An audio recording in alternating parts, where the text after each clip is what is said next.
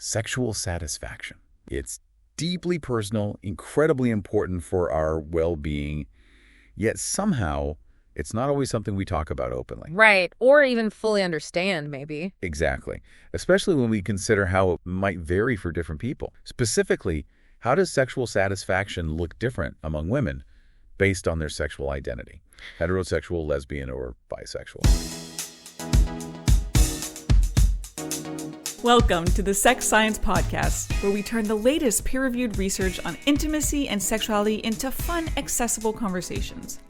Generated by AI and fact-checked by experts, the Sex Science Podcast was created by LaShaw to empower you through knowledge. So, join us as we explore pleasure, relationships, human connection, and everything in between. Welcome to the Deep Dive. And today we are digging into something really fascinating: how sexual satisfaction can differ among women, specifically tied to their sexual identity and the gender of their partners. Right. And to get a clear picture, we're diving deep into a really significant source today, a systematic review published in Psychology and Sexuality. A big one. This review synthesizes findings from a remarkable 43 studies. Wow, 43. Yeah, conducted over nearly 40 years, from 1986 to 2022.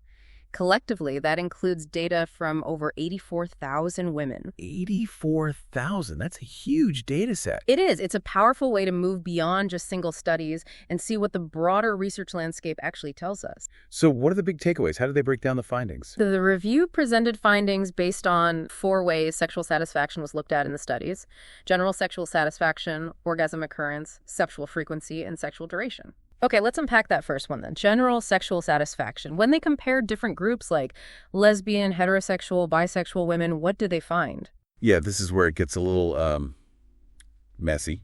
Or, as researchers put it, the findings were quite heterogeneous, meaning they varied quite a bit.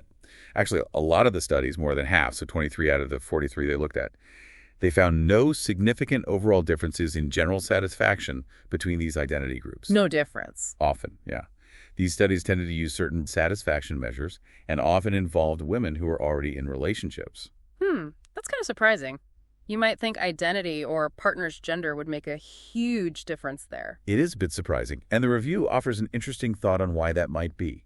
It suggests that even if the overall score for satisfaction ends up looking similar, the reasons or the factors contributing to that satisfaction could actually be quite different for different groups. Okay. So like maybe for some women, emotional intimacy is key. Exactly. And for others, maybe, say, high frequency is more central.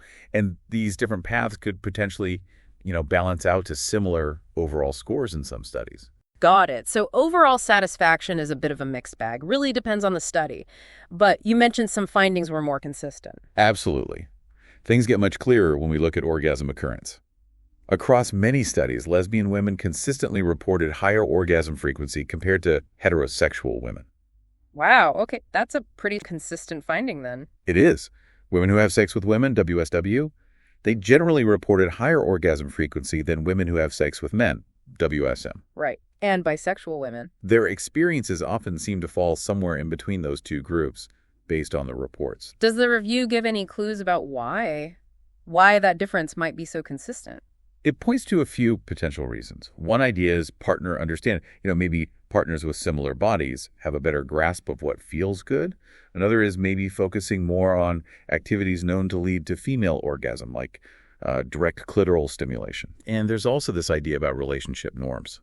Some research suggests same-sex relationships might have stronger norms around orgasm equity, or making sure both partners have pleasure. Interesting potential factors there.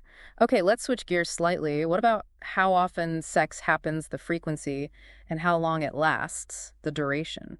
Yeah, here we see another interesting contrast. Generally, heterosexual women reported higher sexual frequency. So having sex more often than lesbian or bisexual women typically reported. Okay, so more frequent sex for women with male partners? But does that connect to duration? Are those encounters shorter? It seems that way. Contrasting with frequency, the review found women in same-sex relationships reported significantly longer sexual encounters than women in mixed-sex relationships. Right. So less often, but for longer for women with women. More often, but shorter for women with men. Any theories on that? Well, for the higher frequency in heterosexual relationships, maybe it's linked to traditional sexual scripts or perhaps higher rates of male partners initiating. No, those scripts. Exactly. And for the longer duration in same-sex encounters, it could be a wider range of activities maybe. Or maybe a greater focus on intimacy that isn't just penetrative, which might take more time, or even potentially like a trade-off, trading frequency for longer, maybe deeper encounters. And the review also mentioned something about how we measure satisfaction, right? That can affect things. Oh, definitely. It highlighted that common measures focus on physical function or dysfunction. And they might miss other really important parts, like emotional closeness or just pure pleasure or intimacy. So using measures that capture those broader aspects might give us a richer picture, especially when comparing across different identities and relationship types. Okay, so pulling all this together, what's the main takeaway? Well, I think the big message is that this stuff matters for understanding the sheer diversity of female sexual experience, not just for therapists or researchers, but for you. Knowing that things like your identity or your partner's gender can be linked to real differences in orgasm frequency or duration, or how often you have sex, even if overall satisfaction scores sometimes look similar.